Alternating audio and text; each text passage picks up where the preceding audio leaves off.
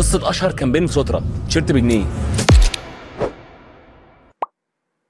في 2019 فتحنا اول فروعنا في عباس العقاد وعملنا كامبين الافتتاح اي تيشيرت بجنيه.